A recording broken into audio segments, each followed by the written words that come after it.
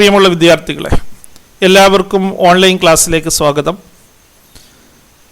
കഴിഞ്ഞ ക്ലാസ്സിൽ നമ്മൾ എന്താണ് കൊമേഴ്സ്, കൊമേഴ്സിൻ്റെ ഫങ്ഷൻസ് എന്തെല്ലാമാണ് എന്ന് ചർച്ച ചെയ്തു. അതിൻ്റെ തുടർന്നുള്ള ഭാഗങ്ങൾ ഇന്ന് നമുക്ക് മനസ്സിലാക്കാം. Commerce include two types of activities. First one, trade. Another one, auxiliary to trade, that or aids to trade. വ്യാപാരത്തിൽ, വാണിജ്യത്തിൽ പ്രധാനമായും രണ്ട് തരം പ്രവർത്തനങ്ങളാണുള്ളത്. ഒന്ന് ട്രേഡ്, കച്ചവടം അല്ലെങ്കിൽ വ്യാപാരം. മറ്റൊന്ന് ആക്സിലറി ടു ട്രേഡ് അല്ലെങ്കിൽ എയ്ഡ്സ് ടു ട്രേഡ്, കച്ചവട അനുബന്ധ പ്രവർത്തനങ്ങൾ. ആദ്യം നമുക്ക് എന്താണ് കച്ചവടം എന്ന് മനസ്സിലാക്കാം. Trade is an essential part of commerce. It refers to sale, transfer or exchange of goods. വാണിജ്യത്തിൻ്റെ കേന്ദ്ര ബിന്ദുവാണ് അല്ലെങ്കിൽ ഏറ്റവും പ്രധാനപ്പെട്ട ഒരു ഭാഗമാണ് വ്യാപാരം എന്ന് പറയുന്നത് അല്ലെങ്കിൽ കച്ചവടം. ഇതുകൊണ്ട് ഉദ്ദേശിക്കുന്നത് ഉൽപ്പന്നങ്ങളുടെ കൈമാറ്റം, വിൽപ്പന എന്നിവയെയാണ് വ്യാപാരം എന്നതുകൊണ്ട് ഉദ്ദേശിക്കുന്നത്. That means sale, transfer or exchange of goods and services four A value. ഒരു മൂല്യത്തിന് ഉൽപ്പന്നങ്ങളും സേവനങ്ങളും വിൽക്കുക, കൈമാറ്റം ചെയ്യുക, ഇതിനെയാണ് വ്യാപാരം എന്ന് പറയുന്നത്. അപ്പോൾ ഇത്തരത്തിലുള്ള കച്ചവടത്തിലൂടെയാണ് ഉൽപാദകനെ ഉപഭോക്താവുമായിട്ട് കൂട്ടിയിണക്കുന്നത്. ഉൽപാദകൻ ഉൽപ്പാദിപ്പിച്ച ഉൽപ്പന്നം ഉപഭോക്താക്കളിലേക്ക് എത്തിക്കാൻ സഹായിക്കുന്നത് കച്ചവടക്കാരാണ്. അപ്പോൾ ട്രേഡർ, കച്ചവടക്കാരൻ യഥാർത്ഥത്തിൽ act as a link between producer and consumers. ഉൽപാദകനെയും ഉപഭോക്താവിനെയും കൂട്ടിയിണക്കുന്ന ഒരു പ്രധാന ലിങ്കാണ് കച്ചവടക്കാരൻ. അല്ലെങ്കിൽ കച്ചവടത്തിലൂടെ ഒരു ഉൽപ്പന്നം ഉൽപാദകനിൽ നിന്ന് ഉപഭോക്താക്കളിലേക്ക് കൈമാറ്റം ചെയ്യാൻ സഹായിക്കുകയാണ് ചെയ്യുന്നത്. ഇത്തരത്തിലുള്ള കച്ചവടത്തെ കച്ചവടം കൊമേഴ്സിൻ്റെ ഏറ്റവും പ്രധാനപ്പെട്ട ഒരു ഭാഗമാണ് എന്ന് നമ്മൾ ഓർമ്മപ്പെടുത്തി. ആ കച്ചവടം പ്രധാനമായും രണ്ടായിട്ട് നമുക്ക് ക്ലാസിഫൈ ചെയ്യാം. First one, internal trade. Another one, external trade. Internal ട്രേഡിനെ again classified into two. First one wholesale trade, another one retail trade. External trade again classified into three: import, export and entrepot. കച്ചവടത്തെ, വ്യാപാരത്തെ internal trade ആഭ്യന്തര വ്യാപാരമെന്നും external trade വിദേശ വ്യാപാരമെന്നും നമുക്ക് രണ്ടായിട്ട് തരംതിരിക്കാൻ കഴിയും. ആഭ്യന്തര വ്യാപാരത്തെ വീണ്ടും നമ്മൾ മൊത്തക്കച്ചവടമെന്നും ചില്ലറ കച്ചവടമെന്നും നമുക്ക് വീണ്ടും തരംതിരിക്കാം. അതോടൊപ്പം തന്നെ വിദേശ വ്യാപാരത്തിൽ പ്രധാനമായും 3 കാര്യങ്ങളാണ് ഉള്ളത്: ഇറക്കുമതി, കയറ്റുമതി ആൻഡ് എൻട്രിപ്പോർട്ട്. ഇനി എന്താണ് ഇന്റേണൽ ട്രേഡ് എന്ന് നമുക്ക് മനസ്സിലാക്കാം. Internal trade is concerned with the buying and selling of goods and services within the geographical boundaries of a country. ഒരു രാജ്യത്തിൻ്റെ ഭൂമിശാസ്ത്രപരമായ അതിരുകൾക്കുള്ളിൽ ഉൽപ്പന്നങ്ങളും സേവനങ്ങളും വാങ്ങുക, വിൽക്കുക, അതിനെയാണ് നമ്മൾ ആഭ്യന്തര വ്യാപാരം എന്ന് പറയുന്നത്. Internal trade is also known as domestic trade, home trade. Internal ട്രേഡിനെ ഡൊമസ്റ്റിക് ട്രേഡ് എന്നും ഹോം ട്രേഡ് എന്നും വിളിക്കാറുണ്ട്. അപ്പോൾ ഒരു ആഭ്യന്തര വ്യാപാരം എന്ന് പറഞ്ഞാൽ ഒരു രാജ്യത്തിൻ്റെ ഉള്ളിൽ നടക്കുന്ന വാങ്ങൽ വിൽക്കലിനെയാണ് ആഭ്യന്തര വ്യാപാരം എന്ന് പറയുന്നത്. അപ്പോൾ ആഭ്യന്തര വ്യാപാരത്തിലൂടെ ആ രാജ്യത്തെ ഉൽപ്പന്നങ്ങൾ ആ രാജ്യത്തെ എല്ലാ ജനങ്ങളിലേക്കും എത്തിക്കാൻ സഹായിക്കുന്നു. അപ്പോൾ internal trade means buying and selling of goods and services within the country. ഒരു രാജ്യത്തിൻ്റെ ഉള്ളിലാണ് ഒരു രാജ്യത്തിൻ്റെ ഉള്ളിൽ ആളുകൾ തമ്മിൽ വിൽക്കൽ വാങ്ങലുകൾ, buying and selling of goods and services, ഉൽപ്പന്നങ്ങളും സേവനങ്ങളും വിൽക്കുകയും വാങ്ങുകയും ചെയ്യുമ്പോൾ അതിനെയാണ് നമ്മൾ ഇന്റേണൽ ട്രേഡ്, ആഭ്യന്തര വ്യാപാരം എന്ന് പറയുന്നത്. ഈ ആഭ്യന്തര വ്യാപാരത്തെ നമുക്ക് വീണ്ടും രണ്ടായിട്ട് ക്ലാസിഫൈ ചെയ്യാം. ഇവിടെ ആ ആഭ്യന്തര വ്യാപാരത്തെ ആ വ്യാപാരത്തിന്റെ ദ വോളിയം ഓഫ് സെയിൽസ്, ആ വിൽപ്പനയുടെ തോതിനെ അടിസ്ഥാനമാക്കി, ആഭ്യന്തര വ്യാപാരത്തിലുള്ള വിൽപ്പനയുടെ തോതിനെ അടിസ്ഥാനമാക്കി, on the base of volume of sales, internal trade again classified in to first one wholesale trade and then one retail trade. ആഭ്യന്തര വ്യാപാരത്തെ അവിടുത്തെ വ്യാപാരത്തിന്റെ തോതിനെ അടിസ്ഥാനമാക്കി നമുക്ക് മൊത്ത കച്ചവടമെന്നും ചില്ലറ കച്ചവടമെന്നും രണ്ടായിട്ട് തരംതിരിക്കാൻ കഴിയും. ഇനി എന്താണ് മൊത്ത കച്ചവടം എന്ന് മനസ്സിലാക്കാം. എന്താണ് ചില്ലറ കച്ചവടം? ഇവിടെ ആഭ്യന്തര വ്യാപാരത്തെ മൊത്ത കച്ചവടമെന്നും ചില്ലറ കച്ചവടമെന്നും രണ്ടായി തരംതിരിക്കുന്നത് ആ വ്യാപാരത്തിലുള്ള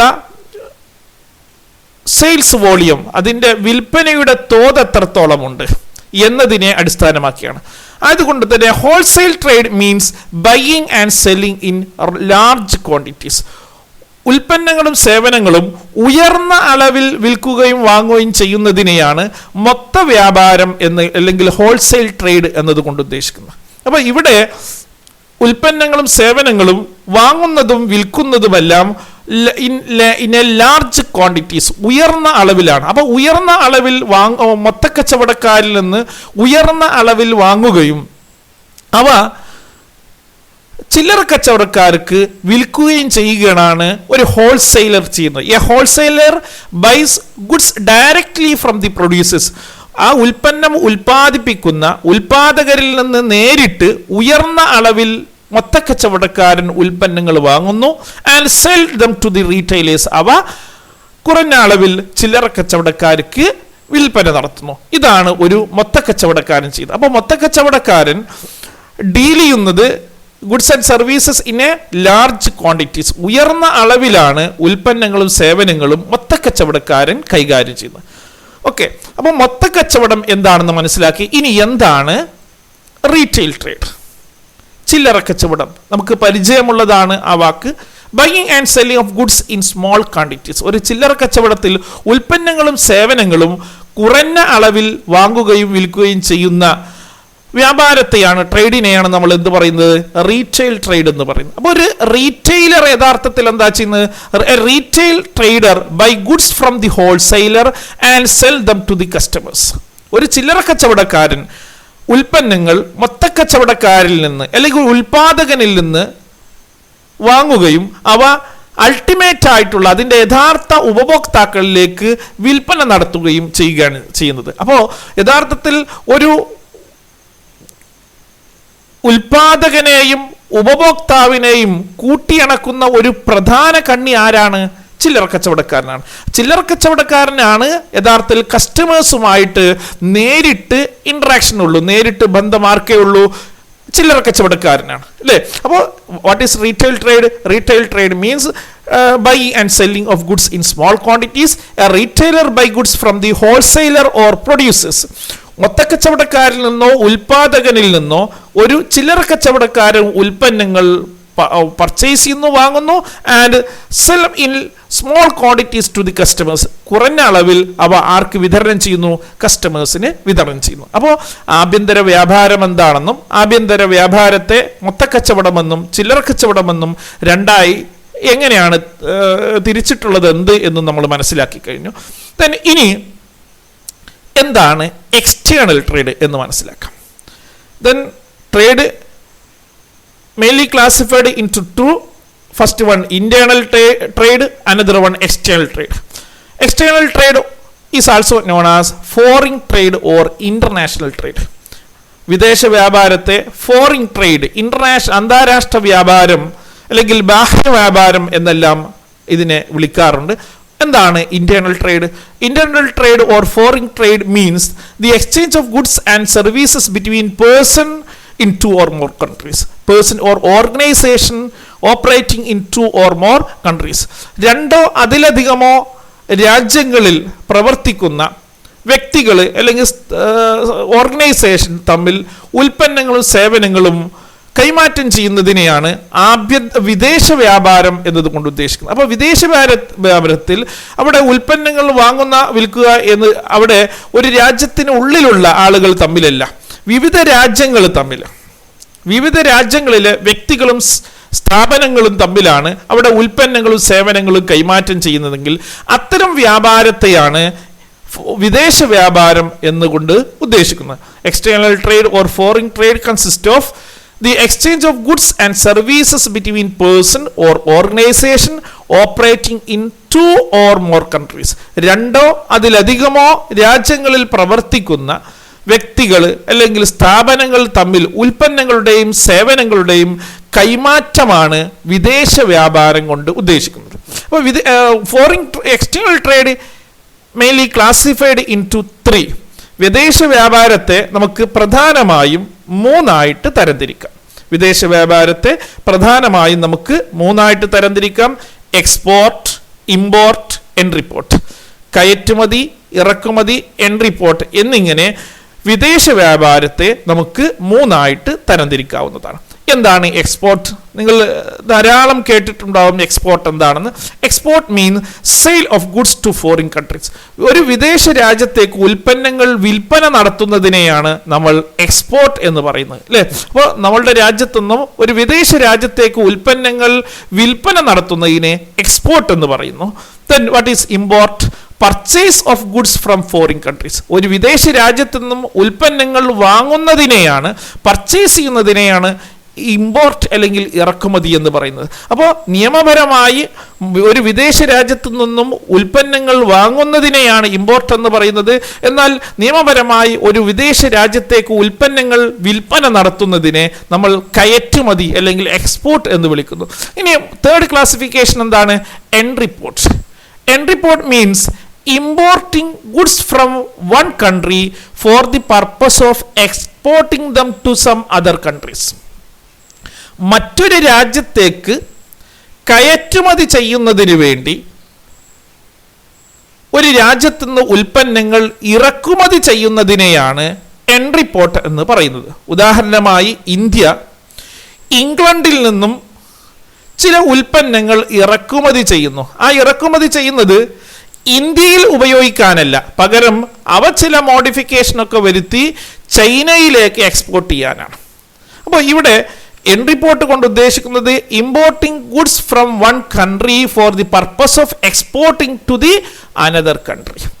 മറ്റൊരു രാജ്യത്തേക്ക് കയറ്റുമതി ചെയ്യുന്നതിന് വേണ്ടി ഒരു രാജ്യത്തു നിന്ന് ഉൽപ്പന്നങ്ങൾ ഇറക്കുമതി ചെയ്യുന്നതിനെയാണ് എൻട്രിപ്പോർട്ട് എന്ന് പറയുന്നത്. അപ്പോൾ ഇവിടെ ഒരു രാജ്യത്തു നിന്ന് ഉൽപ്പന്നങ്ങൾ ഇറക്കുമതി ചെയ്യുന്നത് ആ രാജ്യത്തെ ആളുകൾക്കോ സ്ഥാപനങ്ങൾക്കോ ഉപയോഗിക്കാനല്ല, പകരം ആ ഉൽപ്പന്നങ്ങൾ മറ്റൊരു രാജ്യത്തേക്ക് കയറ്റുമതി ചെയ്യാനാണ്. അപ്പം ആ ഉൽപ്പന്നങ്ങൾ മറ്റൊരു രാജ്യത്തേക്ക് കയറ്റുമതി ചെയ്യുന്നത് ആ ഉൽപ്പന്നങ്ങൾ, ഉദാഹരണമായി ഇരുമ്പിൻ്റെ അസംസ്കൃത വസ്തുക്കൾ ഒരു രാജ്യത്തിൽ നിന്നും ഇറക്കുമതി ചെയ്ത് അത് സംസ്കരിച്ചെടുത്ത് അയണായി മറ്റൊരു രാജ്യത്തേക്ക് കയറ്റുമതി ചെയ്യുന്നു. അപ്പോൾ ഇവിടെ നമ്മൾ ഇറക്കുമതി ചെയ്യുന്ന എന്തിനു വേണ്ടിയാണ്?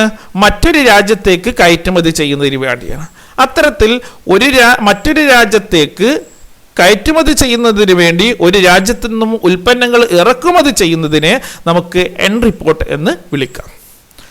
അപ്പോൾ കച്ചവടത്തിൻ്റെ classification internal, external. Internal again classified in two wholesale trade, retail trade.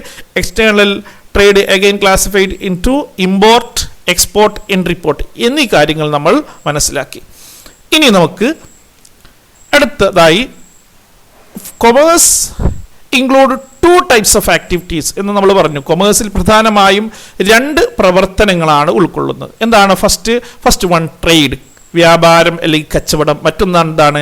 Aids to trade, കച്ചവട അനുബന്ധ പ്രവർത്തനങ്ങൾ അല്ലെങ്കിൽ കച്ചവടത്തെ പിന്തുണക്കുന്ന മറ്റു ചില പ്രവർത്തനങ്ങളാണ്. കച്ചവടത്തിന് സഹായകമായിട്ടുള്ള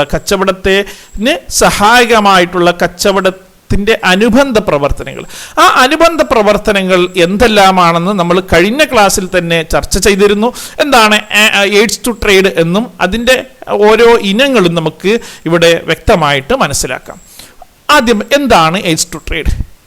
AIDS to trade is the activities which assist trade. The activities which assist trade are called aids to trade. കച്ചവടത്തെ പിന്തുണക്കുന്ന പ്രവർത്തനങ്ങളെയാണ് എയ്ഡ്സ് ടു ട്രേഡ് അല്ലെങ്കിൽ ആക്സിലറേറ്റ് ടു ട്രേഡ്, കച്ചവട അനുബന്ധ പ്രവർത്തനങ്ങൾ എന്നതുകൊണ്ട് ഉദ്ദേശിക്കുന്നത്. അപ്പോൾ കച്ചവട പ്രവർത്തനങ്ങളെ സഹായിക്കുന്ന ചില ആക്ടിവിറ്റീസ്, ചില സേവന മേഖലകളുണ്ട്. ആ സേവന മേഖലകളെയാണ് നമ്മൾ കച്ചവട അനുബന്ധ പ്രവർത്തനങ്ങൾ അല്ലെങ്കിൽ എയ്ഡ്സ് ടു ട്രേഡ് അല്ലെങ്കിൽ ആക്സിലറേറ്റ് ടു ട്രേഡ് എന്നതുകൊണ്ട് ഉദ്ദേശിക്കുന്നത്. വ്യാപാര അനുബന്ധ പ്രവർത്തനങ്ങൾ എന്നാണ് ഇവയെ വിളിക്കുന്നതെങ്കിലും ഇത്തരം പ്രവർത്തനങ്ങൾ വ്യാപാരത്തിന് മാത്രമല്ല സഹായകമായിട്ടുള്ള, ഇത്തരം ഘടകങ്ങൾ വ്യാപാരത്തിന് മാത്രമല്ല സഹായകമായിട്ടുള്ളത്, വ്യാപാരത്തോടൊപ്പം തന്നെ വ്യവസായ പ്രവർത്തനങ്ങൾക്കും ആവശ്യമായ പിന്തുണ നൽകുന്നതാണ് എയ്ഡ്സ് ടു ട്രേഡ് എന്ന് പറയുന്നത്. ആയതുകൊണ്ട് തന്നെ ഇവയെ നമുക്ക് ബിസിനസ്സിനെ പിന്തുണക്കുന്ന, ബിസിനസ്സിൻ്റെ അനുബന്ധ പ്രവർത്തനങ്ങൾ എന്ന് തന്നെ പറയാൻ കഴിയും. കാരണം ബിസിനസ്സിൽ വ്യാപാരവും വ്യവസായം ഉൾക്കൊള്ളുന്നുണ്ട്. അപ്പം ഇവിടെ നമ്മൾ ആക്സിലറേറ്റ് ടു ട്രേഡ് എന്നാണ് പറയുന്നതെങ്കിലും ഇവയെ കച്ചവടത്തിന് മാത്രമല്ല ഇത്തരം ഘടകങ്ങൾ സഹായകമായിട്ടുള്ളത്, കച്ചവടത്തിനും അതോടൊപ്പം തന്നെ വ്യവസായത്തിനും ഇവിടെ പ്രവർത്തനം വളരെ അധികം സഹായിക്കുന്നുണ്ട്. കച്ചവട പ്രവർത്തനങ്ങൾക്കും വ്യവസായ പ്രവർത്തനങ്ങൾക്കുമെല്ലാം ഇവ പിന്തുണക്കുന്നുണ്ട്. ഇവ വളരെയധികം സഹായകമായിട്ടുണ്ട്. They are assist trade as well as industrial activities. കച്ചവട വ്യാപാര പ്രവർത്തനങ്ങൾക്കെല്ലാം വേണ്ട പിന്തുണ നൽകുന്നുണ്ട് ഇവ. അപ്പോൾ അവ എന്തെല്ലാമാണെന്ന് നമുക്ക് മനസ്സിലാക്കാം. ആക്സിലറേറ്റ് ട്രേഡ് അല്ലെങ്കിൽ aids to trade include transportation, banking and finance, insurance, advertising, then warehousing. വ്യാപാര പ്രവർത്തനങ്ങളെ പിന്തുണക്കുന്ന ഘടകങ്ങളാണ് ഗതാഗതം, ബാങ്കുകൾ, ഇൻഷുറൻസ്, പരസ്യം, സംഭരണശാലകൾ എന്നിവ. അപ്പോൾ ഇവ ഓരോന്നും എന്താണെന്ന്, അവ എങ്ങനെയാണ് വ്യാപാര സ്ഥാപനങ്ങൾക്ക് പിന്തുണ നൽകുന്നത് എന്നും നമുക്ക് മനസ്സിലാക്കാം. First one, transportation. Usually production take place in A certain location and consumption all over the country. സാധാരണഗതിയിൽ ഒരു ഉൽപ്പന്നത്തിൻ്റെ ഉൽപാദനം നടക്കുന്നത് ഒരു പ്രത്യേക സ്ഥലത്തായിരിക്കും. എന്നാൽ ആ സ്ഥലത്ത് മാത്രമാണോ അവയുടെ ഉപയോഗം? അല്ല, രാജ്യത്ത് എല്ലായിടത്തും അവയുടെ ഉപയോഗമുണ്ടാകും. ഉദാഹരണമായി പഞ്ചസാര ഇന്ത്യയിൽ ചില സംസ്ഥാനങ്ങളിലാണ് അവ ഉൽപ്പാദിപ്പിക്കുന്നത്. പക്ഷേ അവ എല്ലാ കേന്ദ്രങ്ങളിലും രാജ്യത്തൊട്ടുക്ക് എല്ലാ ആളുകളും അത് കൺസ്യൂം ചെയ്ത് ഉപയോഗിക്കുന്നുണ്ട്. അപ്പോൾ ഇവിടെ ഉൽപാദനം ഒരു കേന്ദ്രത്തിലാണ്, എന്നാൽ അതിൻ്റെ ഉപഭോഗം, അതിൻ്റെ ഉപഭോക്താക്കൾ മറ്റൊരു ലൊക്കേഷനിലായിരിക്കും. അപ്പോൾ ഇവ തമ്മിലുള്ള ഒരു സ്ഥലം എന്ന ഒരു തടസ്സമുണ്ട്. ആ തടസ്സം നീക്കം ചെയ്യുന്നത് ത്രൂ ട്രാൻസ്പോർട്ടേഷൻ. അപ്പോൾ ഇത്തരത്തിൽ ഈ ഒരു ഉൽപാദനം നടക്കുന്ന ഒരിടത്ത് അതിൻ്റെ ആവശ്യക്കാരായിട്ടുള്ള ഉപഭോക്താക്കൾ മറ്റൊരിടത്ത്, അല്ലേ? അപ്പോൾ ഉപഭോക്താക്കൾ ഒരു ലൊക്കേഷനിലാണ്, എന്നാൽ ഉൽപാദനം മറ്റൊരു ലൊക്കേഷനിലാണ്. ഇവിടെ ഇവ തമ്മിലുള്ള ഒരു ഹിൻഡ്രൻസ് ഓഫ് പ്ലേസ്, സ്ഥലം എന്ന ഒരു തടസ്സമുണ്ട്. ആ തടസ്സം, this problem is removed by transport through various modes such as road, rail, water transport. അപ്പോൾ ഇത്തരത്തിൽ വ്യത്യസ്ത സ്ഥലങ്ങളിലാണ് ഉൽപാദനവും ഉപഭോഗവും എന്നുള്ള ആ പ്രോബ്ലം സോൾവ് ചെയ്യാൻ എന്ത് സഹായിക്കുന്നുണ്ട്? ഗതാഗത സൗകര്യങ്ങൾ സഹായിക്കുന്നു. അപ്പോൾ വിവിധ തരത്തിലുള്ള ഗതാഗത സൗകര്യങ്ങൾ നമുക്ക് വ്യാപാര സ്ഥാപനങ്ങൾ ഉപയോഗിക്കുന്നു. റോഡ് ഗതാഗതം, railway, airline transportation and water transportation. അപ്പോൾ ഇത്തരത്തിലുള്ള വിവിധ ഗതാഗത സൗകര്യങ്ങൾ ഉപയോഗിച്ചുകൊണ്ട് ദൂരസ്ഥലങ്ങളിൽ ഉൽപ്പാദിപ്പിച്ച ഉൽപ്പന്നങ്ങൾ ഉപഭോക്താക്കളിലേക്ക് എത്തിക്കാൻ സഹായിക്കുന്നു. അപ്പോൾ ട്രാൻസ്പോർട്ടേഷൻ കച്ചവട പ്രവർത്തനങ്ങളെ സഹായിക്കുന്ന ഒരു പ്രധാന ഘടകമാണ്. അപ്പോൾ അതുകൊണ്ട് തന്നെ ഇതിനെ ഒരു ആക്സിലറേറ്റ് ടു ട്രേഡ് എന്ന് പറയും. കച്ചവടത്തെ പിന്തുണക്കുന്ന ഘടകങ്ങളാണ്, അല്ലെങ്കിൽ കച്ചവട അനുബന്ധ പ്രവർത്തനങ്ങൾ എന്ന് നമുക്കതിനെ പറയാൻ കഴിയും. Second one, along with the transport, communication is very essential, which helps to producers, traders and consumers in exchange of information. ഗതാഗതത്തോടൊപ്പം തന്നെ വളരെ ഇമ്പോർട്ടൻ്റ് ആയ മറ്റൊരു കാര്യമാണ് ആശയവിനിമയം, കമ്മ്യൂണിക്കേഷൻ. നമുക്കറിയാം, ഒരു കച്ചവടം, വ്യാപാരം നടക്കണമെങ്കിൽ, കച്ചവടം എന്ന് പറഞ്ഞാൽ ഉൽപ്പന്നങ്ങളുടെ വിൽപ്പനയും വാങ്ങലുമാണ് അല്ലേ. അപ്പോൾ വ്യാപാര പ്രവർത്തനങ്ങൾ നടക്കണമെങ്കിൽ ഉൽപാദകരും കച്ചവടക്കാരും കൺസ്യൂമേഴ്സും തമ്മിൽ പലപ്പോഴും ആശയവിനിമയം നടത്തേണ്ടി വരും അല്ലേ. ആശയവിനിമയം നടത്താതെ ഉൽപാദകർ കച്ചവടക്കാരുമായിട്ടും കച്ചവടക്കാർ കൺസ്യൂമേഴ്സ് ഉപഭോക്താക്കളുമായിട്ടും ആശയവിനിമയം നടത്താതെ നമുക്ക് ഇന്ന് ഒരിക്കലും വ്യാപാരം നടത്താൻ കഴിയില്ല. അപ്പോൾ കമ്മ്യൂണിക്കേഷനും കച്ചവടത്തെ സഹായിക്കുന്ന അനുബന്ധ പ്രവർത്തനങ്ങളാണ്. നമുക്ക് ഇന്ന് വ്യത്യസ്തങ്ങളായ വിവിധ കമ്മ്യൂണിക്കേഷൻ സർവീസുകൾ ഉണ്ട്. Postal service, telephone and other modern means of communication may be regarded as the auxiliary to business activities. Postal service, telephone, മറ്റു മോഡേൺ മീൻസ് ഓഫ് കമ്മ്യൂണിക്കേഷൻ ആയിട്ടുള്ള ഇൻ്റർനെറ്റ്, ഇമെയിൽ, വാട്സപ്പ്, അതേപോലെയുള്ള മറ്റു ടെലിഗ്രാം പോലെയുള്ള മോഡേൺ കമ്മ്യൂണിക്കേഷൻ എല്ലാം ബിസിനസ്സിനെ സഹായിക്കുന്ന axillary to ട്രേഡിൽ ഉൾക്കൊള്ളുന്നു. Then second one, banking and finance. ഏതൊരു ബിസിനസ് സ്ഥാപനത്തെ സംബന്ധിച്ചിടത്തോളം ആ ബിസിനസ് സ്ഥാപനം എസ്റ്റാബ്ലിഷ് ചെയ്യാനും അത് ആരംഭിക്കാനും അതോടൊപ്പം തന്നെ അതിൻ്റെ ഉൽപ്പാദനത്തിന് വേണ്ട അസംസ്കൃത വസ്തുക്കൾ പർച്ചേസ് ചെയ്യാനും ആ ബിസിനസ്സിന് ആവശ്യമായ മെഷീനറി പർച്ചേസ് ചെയ്യാനും അതിൻ്റെ ഡേ ടു ഡേ ദൈനംദിന പ്രവർത്തനങ്ങൾക്കുമെല്ലാം തന്നെ ധനം ആവശ്യമാണ് അല്ലേ, ഫിനാൻസ് ആവശ്യമാണ്. അപ്പോൾ ഒരു ബിസിനസ് ആരംഭിക്കണമെങ്കിൽ ധനം ആവശ്യമാണ്. ആ ബിസിനസ്സിന് ആവശ്യമായ മെഷീനറി പോലെയുള്ള ആസ്തികൾ പർച്ചേസ് ചെയ്യാനും പണം ആവശ്യമാണ്. ഉൽപാദനം നടക്കാൻ ആവശ്യമായ അസംസ്കൃത വസ്തുക്കൾ പർച്ചേസ് ചെയ്യാനും ബിസിനസ്സിൻ്റെ ദൈനംദിന പ്രവർത്തനങ്ങൾക്ക് ആവശ്യമായിട്ടുള്ള പ്രവർത്തനങ്ങൾക്കുമെല്ലാം തന്നെ നമുക്ക് ഫണ്ട് ആവശ്യമാണ്. അപ്പോൾ ബിസിനസ് സ്ഥാപനങ്ങൾ നേരിടുന്ന ഒരു പ്രധാന പ്രോബ്ലമാണ് ഹിൻഡ്രൻസ് ഓഫ് ഫിനാൻസ് എന്ന് പറയുന്നത്. ഈ ധനപരമായ തടസ്സം ബിസിനസ് സ്ഥാപനങ്ങളെ സംബന്ധിച്ചിടത്തോളം എല്ലാ കാര്യങ്ങൾക്കും ധനം അല്ലെങ്കിൽ പണം ആവശ്യമാണ്. ആയതുകൊണ്ട് തന്നെ money is the life blood of business. പണം എന്ന് പറയുന്നത് ബിസിനസ്സിൻ്റെ ജീവരക്തമാണ് എന്ന് നമുക്ക് പറയാൻ കഴിയും. അപ്പോൾ അത്തരത്തിലുള്ള ബിസിനസ്സിൻ്റെ എല്ലാ പ്രവർത്തനങ്ങൾക്കും ഫണ്ട് ആവശ്യമാണ്. അപ്പോൾ ധനപരമായ അത്തരത്തിലുള്ള തടസ്സം നീക്കം ചെയ്യാൻ ബിസിനസ് സ്ഥാപനങ്ങളെ സഹായിക്കുന്നത് ബാങ്കുകളാണ്. Bank helps business to overcome the problem of finance. ഫിനാൻസുമായി ബന്ധപ്പെട്ട പ്രോബ്ലം സോൾവ് ചെയ്യാൻ ബാങ്കുകൾ ബിസിനസ് സ്ഥാപനങ്ങളെ സഹായിക്കുന്നു. That means bank remove the hindrance of finance. ഇനി ബാങ്കുകൾ ഏതൊക്കെ തരത്തിലാണ് ബിസിനസ് സ്ഥാപനങ്ങൾക്ക് സഹായം ചെയ്യുന്നത് എന്ന് നോക്കാം. How bank help the business എങ്ങനെയാണ് ബാങ്കുകൾ ബിസിനസ്സിനെ സഹായിക്കുന്നത്? First foremost one, bank accept deposit from the public and provide facilities to the business. പൊതുജനങ്ങളിൽ നിന്ന് ബാങ്കുകൾ നിക്ഷേപങ്ങൾ സ്വീകരിക്കുന്നു. അങ്ങനെ സ്വീകരിച്ച നിക്ഷേപങ്ങൾ വിവിധ വായ്പാ സൗകര്യങ്ങളുടെ ബിസിനസ് സ്ഥാപനങ്ങൾക്ക് ആവശ്യമായ ഫണ്ട് ആ നിക്ഷേപങ്ങളിൽ നിന്ന് സമാഹരിച്ച പണം ഉപയോഗിച്ചുകൊണ്ട് ബാങ്കുകൾ മറ്റു ബിസിനസ് സ്ഥാപനങ്ങൾക്ക് വായ്പ നൽകുകയാണ് ചെയ്യുന്നത്. അതോടൊപ്പം തന്നെ commercial bank generally lend money by providing overdraft, cash credit facilities, loans and advance. ബാങ്കുകൾ ഓവർഡ്രാഫ്റ്റായും ക്യാഷ് ക്രെഡിറ്റായും ലോൺസ് ആൻഡ് അഡ്വാൻസ് ആയും സാധാരണ ലോണുകളായും ബാങ്കുകൾ ബിസിനസ് സ്ഥാപനങ്ങൾക്ക് വായ്പ നൽകാറുണ്ട്.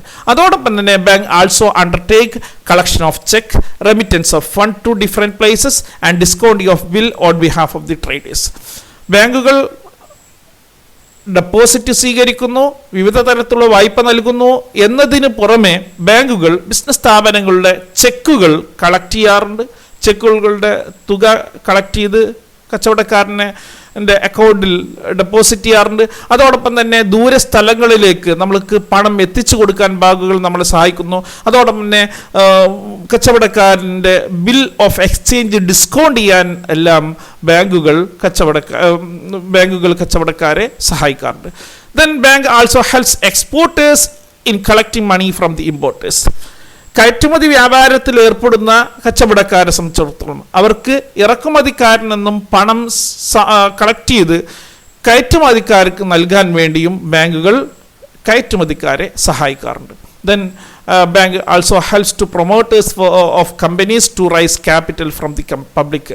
ഒരു കമ്പനി രൂപീകരിക്കുന്ന പ്രൊമോട്ടേഴ്സിനെ സംബന്ധിച്ചിടത്തോളം അവർക്ക് ആ കമ്പനിക്ക് ആവശ്യമായ പണം പൊതുജനങ്ങളിൽ നിന്ന് സമാഹരിക്കാൻ, then to raise capital from the public, പൊതുജനങ്ങളിൽ നിന്ന് മൂലധനം സമാഹരിക്കാനും ദെൻ ബിസിനസ് സ്ഥാപനങ്ങളെ ബാങ്കുകൾ സഹായിക്കാറുണ്ട്. അപ്പോൾ ബാങ്കുകൾ ബിസിനസ് സ്ഥാപനങ്ങളുടെ ഫിനാൻസ് പ്രോബ്ലം സോൾവ് ചെയ്യുകയാണ് ചെയ്യുന്നത്, അല്ലേ? സാമ്പത്തികമായ പ്രോബ്ലം സോൾവ് ചെയ്യുന്നു.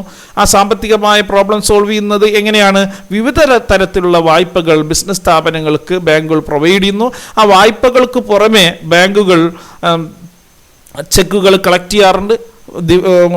ഡിമാൻഡ് ഡ്രാഫ്റ്റുകൾ, DD രൂപത്തിൽ ദൂരസ്ഥലങ്ങളിലേക്ക് നമുക്ക് പണം എത്തിക്കാനും ഈ എക്സ്പോർട്ടേഴ്സിനെ ഇമ്പോർട്ടേഴ്സിൽ നിന്നും പണം കളക്ട് ചെയ്യാൻ സഹായിക്കുന്നു. അതോടൊപ്പം തന്നെ കമ്പനികൾക്ക് പൊതുജനങ്ങളിൽ നിന്ന് ക്യാപിറ്റൽ റൈസ് ചെയ്യാനൊക്കെ ഉള്ള സഹായം നൽകുന്നുണ്ട്. Then another auxiliary to trade is insurance. ഒരു ബിസിനസ് സംബന്ധിച്ചിടത്തോളം business face lot of risk while conducting the business activities. Business പ്രവർത്തനങ്ങൾ ഏർപ്പെടുമ്പോൾ ബിസിനസ് സ്ഥാപനങ്ങൾ ധാരാളം നഷ്ടസാധ്യതകളെ ഫേസ് ചെയ്യേണ്ടി വരാറുണ്ട്. ഏതൊക്കെ തരത്തിലാണ്? Risk of loss due to accident, അപകടം സംഭവിക്കുക, ഫയർ, തീപിടുത്തം ഉണ്ടാക്കുക, എർത്ത്ക്വേക്ക്, ഭൂമികുലുക്കം ഉണ്ടാവാം, തെഫ്റ്റ്, കളവ് സംഭവിക്കാം, അല്ലെങ്കിൽ damage of goods in stock and transit, ഉൽപ്പന്നങ്ങൾ സ്റ്റോക്ക് ചെയ്ത സ്ഥലങ്ങളിൽ ഉൽപ്പന്നങ്ങൾ കേടുവന്നു പോവാം, അല്ലെങ്കിൽ ഉൽപ്പന്നം ഒരു സ്ഥലങ്ങളിൽ നിന്ന് മറ്റൊരു സ്ഥലത്തിലേക്ക് എത്തിക്കുന്ന സമയത്ത്, അതായത് ട്രാൻസ്പോർട്ടേഷൻ സമയത്ത് അവിടെ ഉൽപ്പന്നങ്ങൾക്ക് ഡാമേജ് സംഭവിക്കുക. അപ്പോൾ ഇത്തരത്തിലുള്ള ധാരാളം നഷ്ടസാധ്യതകൾ ബിസിനസ് സ്ഥാപനങ്ങൾക്ക് നേരിടേണ്ടി വരാറുണ്ട്. അപ്പോൾ ഇത്തരം നഷ്ടസാധ്യത എന്ന ആ തടസ്സം നീക്കം ചെയ്യാൻ സഹായിക്കുന്നത് ഇൻഷുറൻസ് കമ്പനികളാണ്. On payment of a nominal amount called premium, the amount of loss or damage is compensated by insurance company. അപ്പോൾ ഇത്തരത്തിലുള്ള വിവിധ നഷ്ടങ്ങൾ സംഭവിക്കുമ്പോൾ ഇൻഷുറൻസ് കമ്പനിയിൽ നിന്ന് ഒരു കുറഞ്ഞ തുക പ്രീമിയമായി നൽകിക്കൊണ്ട് നമുക്ക് ഇത്തരം റിസ്കിൽ നിന്ന് പ്രൊട്ടക്ഷൻ നേടാവുന്നതാണ്, സംരക്ഷണം നേടാവുന്നതാണ്. അപ്പോൾ ഒരു ചെറിയ തുക പ്രീമിയം നൽകിക്കഴിഞ്ഞാൽ നമുക്ക് ഇത്തരത്തിലുള്ള നഷ്ടം സംഭവിക്കുമ്പോൾ ഇൻഷുറൻസ് കമ്പനി നഷ്ടപരിഹാരം നൽകുന്നു. അപ്പോൾ അത്തരത്തിലുള്ള ഈ നഷ്ടസാധ്യത എന്ന തടസ്സം നീക്കം ചെയ്യാൻ ഇൻഷുറൻസ് നമ്മളെ സഹായിക്കുന്നു. അപ്പോൾ ബിസിനസ്സിൻ്റെ എല്ലാ മേഖലകളിലും ബിസിനസ്സിൻ്റെ പ്രവർത്തനങ്ങളിലെല്ലാം നഷ്ടസാധ്യത എന്ന ഘടകമുണ്ട്, അല്ലേ? ഒരു ബിസിനസ്സിന് പ്രൊഡക്ഷൻ നടക്കുമ്പോഴും അവിടുത്തെ തൊഴിലാളികൾക്ക് അപകടം സംഭവിക്കാം, അല്ലേ? ഉൽപ്പന്നം ഒരു സ്ഥലത്തിൽ നിന്ന് ഉൽപാദന കേന്ദ്രങ്ങളിൽ നിന്ന് വിതരണ കേന്ദ്രങ്ങളിലേക്ക് എത്തിക്കുമ്പോൾ അപകടം സംഭവിക്കാം. അതോടൊപ്പം തന്നെ പലതരത്തിലുള്ള നാച്ചുറൽ കലാമിറ്റീസ്, പ്രകൃതി ദുരന്തങ്ങൾ ഉണ്ടാവാം. അപ്പോൾ ഇത്തരത്തിലുള്ള വിവിധ നഷ്ടസാധ്യതകൾ ഒരു ബിസിനസ് സ്ഥാപനം നേരിടേണ്ടി വരാറുണ്ട്. അത്തരം നഷ്ടസാധ്യതകൾ സംഭവിക്കുമ്പോൾ അതിന് നഷ്ടപരിഹാരം നൽകി നമ്മളുടെ നഷ്ടം പരിഹരിക്കാൻ വേണ്ടി നമ്മളെ സഹായിക്കുന്നത് ഇൻഷുറൻസ് കമ്പനികളാണ്. അപ്പോൾ ഇൻഷുറൻസ് കമ്പനികൾ നമുക്ക് എങ്ങനെയാണ് നഷ്ടപരിഹാരം നൽകുന്നത്? ഒരു പ്രീമിയമായിട്ട്, ഇൻഷുറൻസ് പ്രീമിയമായി ഒരു തുക സ്വീകരിച്ചുകൊണ്ട് ഇത്തരം നഷ്ടസാധ്യതകളിൽ നിന്ന് പ്രൊട്ടക്ഷൻ നൽകുകയും അത്തരം അപകടം സംഭവിക്കുമ്പോൾ നഷ്ടപരിഹാരം നൽകുകയും ചെയ്യുന്നു അവർ. Then another point, warehousing. Business സ്ഥാപനങ്ങൾ അല്ലെങ്കിൽ വ്യവസായ സ്ഥാപനങ്ങളെല്ലാം തന്നെ പ്രൊഡക്ഷൻ നടത്തുന്നത് ഇൻ ആൻറ്റിസിപ്പേഷൻ ഓഫ് ഡിമാൻഡ് മുൻകൂട്ടി കണ്ട് ഉയർന്ന അളവിൽ ഉൽപാദനം നടത്തുന്നു. അപ്പോൾ ഉൽപാദനം നടത്തുന്ന ഘട്ടത്തിൽ തന്നെ അവയുടെ കൺസംഷൻ അവ ഉപയോഗിക്കുന്നില്ല. കസ്റ്റമേഴ്സ് ഉൽപ്പാദിപ്പിച്ച ഉടനെ ഉപയോഗിക്കുന്നുണ്ടോ? ഇല്ല. നമ്മൾ കസ്റ്റമേഴ്സിൻ്റെ ഡിമാൻഡ് മുൻകൂട്ടി കണ്ട് ഉയർന്ന അളവിൽ ഉൽപ്പാദനം നടത്തുന്നു. അപ്പോൾ ആയതുകൊണ്ട് തന്നെ അതിൻ്റെ ഉൽപ്പാദനവും ഉപഭോഗവും ഒരേ സമയത്ത് നടക്കുന്നില്ല. There is a time gap between production and consumption of good. ഉൽപ്പന്നത്തിൻ്റെ ഉൽപ്പാദനവും അതിൻ്റെ ഉപഭോഗവും തമ്മിൽ ഒരു ചെറിയ സമയത്തിൻ്റെ ഇടവേള ഉണ്ടാവാറുണ്ട്. ഉൽപ്പാദിപ്പിച്ച ഉടനെ തന്നെ അവ വിൽപ്പന നടത്തുന്നില്ല എന്നർത്ഥം. അപ്പോൾ ഉൽപ്പാദിപ്പിച്ച ഉടനെ വിൽപ്പന നടത്തുന്നില്ലെങ്കിൽ, നമ്മൾ മുൻകൂട്ടി കണ്ട് കൂടുതൽ ഉൽപ്പാദിപ്പിച്ചിട്ടുണ്ടെങ്കിൽ അവ കേടുകൂടാതെ സംരക്ഷിക്കേണ്ടതുണ്ട്. അപ്പോൾ ആ കേടുകൂടാതെ സംരക്ഷിച്ചാൽ മാത്രമേ ഉപഭോക്താവ് ആവശ്യപ്പെടുമ്പോൾ നമുക്ക് ഉൽപ്പന്നം നൽകാൻ കഴിയുള്ളൂ. അപ്പോൾ അത്തരത്തിലുള്ള the hindrance of time is removed by warehousing. Warehousing ആണ് ഇത്തരത്തിലുള്ള ഹിൻഡ്രൻസ് ഓഫ് ടൈം, സമയമെന്ന തടസ്സം നീക്കം ചെയ്യുന്നത്. അപ്പോൾ എങ്ങനെയാണ് വെയർഹൗസ് എന്തെല്ലാമാണ് ചെയ്യുന്നത്? Warehouse provide suitable storage facilities to protect goods from the loss or damage. വിവിധ തരത്തിലുള്ള നഷ്ടസാധ്യതകളിൽ നിന്ന് ഉൽപ്പന്നങ്ങൾക്ക് പ്രൊട്ടക്ഷൻ നൽകിക്കൊണ്ട് ഉൽപ്പന്നങ്ങൾ സംഭരിക്കാൻ സംഭരണശാലകൾ ബിസിനസ് സ്ഥാപനങ്ങളെ സഹായിക്കുന്നു. അപ്പോൾ ഈ സംഭരണശാലകൾ ഉള്ളതുകൊണ്ടാണ് വൻതോതിൽ ഉൽപ്പാദനം നടത്താനും അവ ആവശ്യക്കാർക്ക് കൃത്യസമയത്ത് വിൽപ്പന നടത്താനും കഴിയുന്നത്. അപ്പോൾ സംഭരണശാലകൾ ഇല്ലായിരുന്നുവെങ്കിൽ നമുക്ക് ഒരു ഉപഭോക്താവ് ആവശ്യപ്പെടുമ്പോൾ മാത്രമേ ഉൽപ്പാദനം നടത്താൻ കഴിയുകയുള്ളൂ. ഇവിടെ അങ്ങനെയാണോ ചെയ്യുന്നത്? അല്ല. പകരം ഉയർന്ന അളവിൽ നമ്മൾ ഉൽപ്പാദനം നടത്തുന്നു. ആ ഉൽപ്പാദനം നടത്തിയ ഉടനെ അതിൻ്റെ ഉപഭോഗം നടക്കുന്നില്ല. അത് കസ്റ്റമേഴ്സ് ആവശ്യപ്പെടുമ്പോൾ അവർക്ക് വിൽക്കുകയാണ് ചെയ്യുന്നത്. അതുവരെയും അതാ ഉൽപ്പാദനത്തിനും വിൽപ്പനക്കും ഇടയിലുള്ള ആ സമയം ആ ഉൽപ്പന്നം സംഭരിക്കേണ്ടതുണ്ട്. അത്തരത്തിലുള്ള ആ ഉൽപ്പന്നം സംഭരിക്കാനുള്ള സൗകര്യമാണ് വെയർഹൗസുകൾ പ്രൊവൈഡ് ചെയ്യുന്നത്. അപ്പോൾ warehouse provide suitable storage facilities and also facilitate the availability of goods when needed. അപ്പോൾ ഇങ്ങനെ ഉൽപ്പന്നങ്ങൾ സ്റ്റോർ ചെയ്യുന്നത് കൊണ്ട് ആവശ്യപ്പെടുമ്പോൾ തന്നെ ഉൽപ്പന്നം ലഭ്യമാക്കാൻ നമുക്ക് കഴിയുന്നു. അപ്പോൾ ഈ വെയർഹൗസുകൾ അല്ലെങ്കിൽ ഗോഡൗണുകൾ ഇല്ലായിരുന്നുവെങ്കിൽ, അല്ലെങ്കിൽ ഗോഡൗണുകളിൽ ഉൽപ്പന്നം നമ്മൾ മുൻകൂട്ടി സംഭരിച്ചിട്ടില്ലായിരുന്നുവെങ്കിൽ കസ്റ്റമേഴ്സ് ആവശ്യപ്പെടുമ്പോൾ ഉടനെ നമുക്ക് ഉൽപ്പന്നം അവർക്ക് നൽകാൻ, വിൽപ്പന നടത്താൻ കഴിയില്ലായിരുന്നു. അപ്പോൾ അത്തരത്തിലുള്ള അവിടെ ഒരു ടൈം ഗ്യാപ്പ് വരും, അല്ലെങ്കിൽ ഒരു ഹിൻഡ്രൻസ് ഓഫ് ടൈം എന്ന് പറയാം.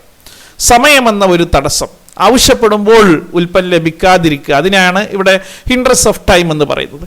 അപ്പോൾ ആവശ്യപ്പെടുമ്പോൾ തന്നെ, ഇപ്പോൾ നിങ്ങൾ നോക്കൂ, നമ്മളൊരു കടയിൽ പോയി ഒരു പ്രത്യേക ടെക്സ്റ്റ് ബുക്ക് ആവശ്യപ്പെടുകയാണ്. ആ ആവശ്യപ്പെടുമ്പോൾ തന്നെ നിങ്ങൾക്കത് ലഭിക്കുന്നത് എന്തുകൊണ്ടാണ്?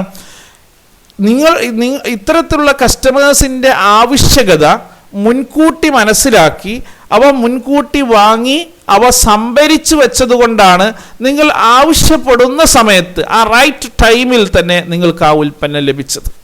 അപ്പോൾ അവിടെ ഹിൻഡ്രൻസ് ഓഫ് ടൈം, സമയം എന്ന ഒരു തടസ്സം നീക്കം ചെയ്യുന്നത് എന്തിലൂടെയാണ്? അവ മുൻകൂട്ടി വാങ്ങി സംഭരണശാലകളിൽ സംഭരിക്കുന്നത് കൊണ്ടാണ്. അപ്പോൾ വെയർഹൗസിംഗ് എന്ന് പറയുന്നത് കച്ചവട പ്രവർത്തനങ്ങളെ പിന്തുണക്കുന്ന ഒരു പ്രധാന ഘടകമാണ്. സംഭരണശാലകൾ കച്ചവടത്തെ പിന്തുണക്കുന്ന ഒരു പ്രധാന ഘടകമാണ്. ഈ സംഭരണശാലകൾ ഉള്ളത് കൊണ്ടാണ് ഉൽപ്പന്നങ്ങൾ വൻതോതിൽ ഉൽപ്പാദനം നടത്താനും അവ കസ്റ്റമേഴ്സിൽ ആവശ്യപ്പെട്ട സമയത്ത് തന്നെ എത്തിച്ചു നൽകാനും കഴിയുന്നത്. Then last one, advertising. പരസ്യം. നിങ്ങൾ അഡ്വർടൈസിങ് എന്ന വാക്ക് നിങ്ങൾ കേട്ടിട്ടുണ്ടാവും. Advertising is one of the most important method of promoting the sale of product.